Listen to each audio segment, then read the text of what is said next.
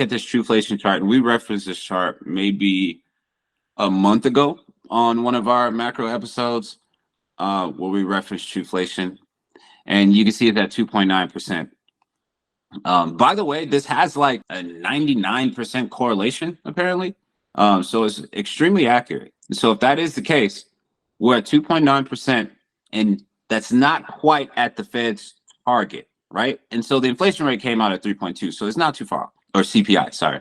And so if the goal is 2.5%, which is going to take years to possibly get to, we're still not done. But also, since inflation is on a downtrend, it is a chance that the Fed is over tightening. They could overshoot, because as the inflation rate comes down and rates, the Fed funds rate stay the same, real rates go up. And so if real rates are going up, that means we're becoming more restrictive. And this is in addition to bond market action being restrictive within itself in terms of the Fed getting rid of those bonds. That's how much it affects, because that is another form of quantitative tightening. Because by getting rid of those bonds, they're pulling liquidity out of the system. That's how the Treasury refills their Treasury General account. And so, you know, are we at a point where we're at risk of over tightening? I would say so.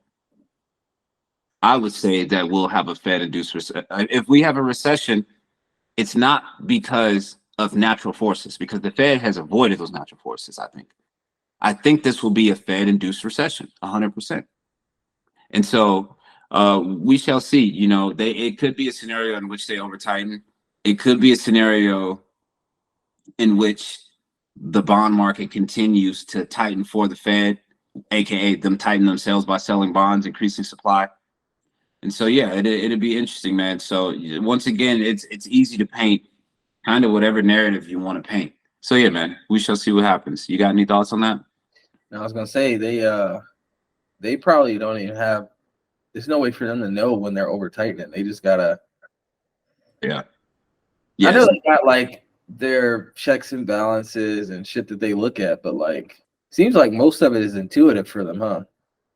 Well, not intuitive, but kind of based on the data, trying to, I think, calculate the lagging effects. Because since monetary policy operates with a lag, you know, sometimes they may just get the timing wrong.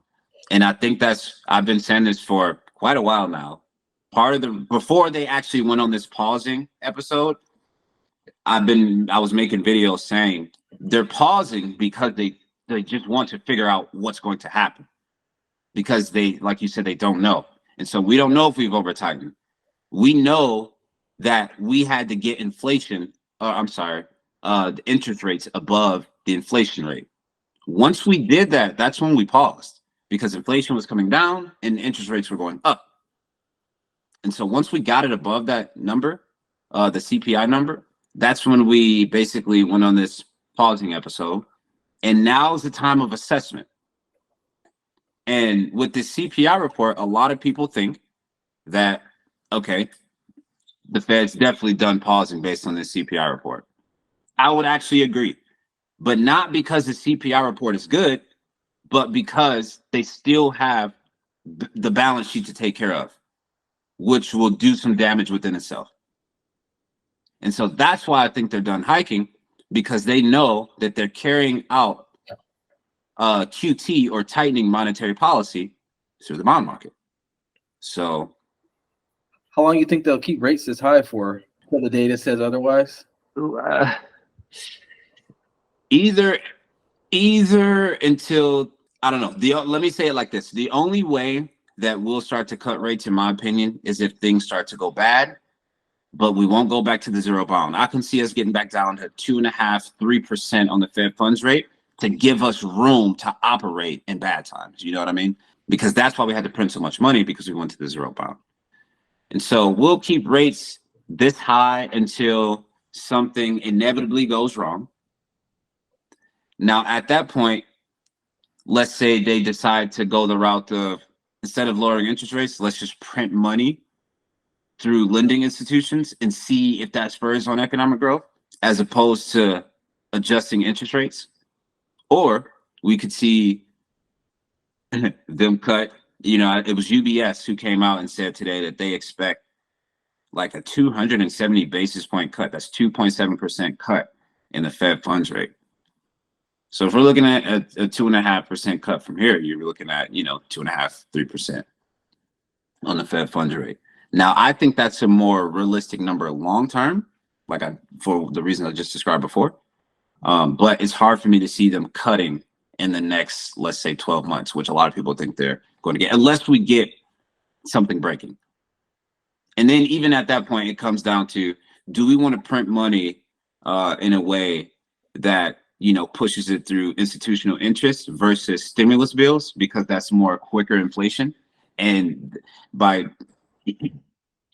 pumping liquidity through institutions, if it becomes inflationary, that's inflation that they have more control over. And so, even then it comes down to that. So yeah, we shall see. And they're in the same boat. I'll never forget the quote, man. It's kind of still crazy to me. Navigating by the stars under cloudy skies. Like, that's crazy to hear a Federal Reserve chairman say. But we're seeing that play out right now. He's up there like, get the ball on, get the ball on. I got Will Durant books before he did the speech that day. Will Durant, you said? Yeah. Probably. He probably should have been hanging out with like LeBron or something. He would have been a better liar. Like, oh yeah, things are good. Things are good in the economy. I've been reading it. I'm not on the first page still. But yeah, man, Will Durant. Just because I'll end in my rant off here. Will Durant said it best, man. Childhood may be defined as the age of play. So therefore, some adults are never old, and some children are never young. That's deep. Yeah. So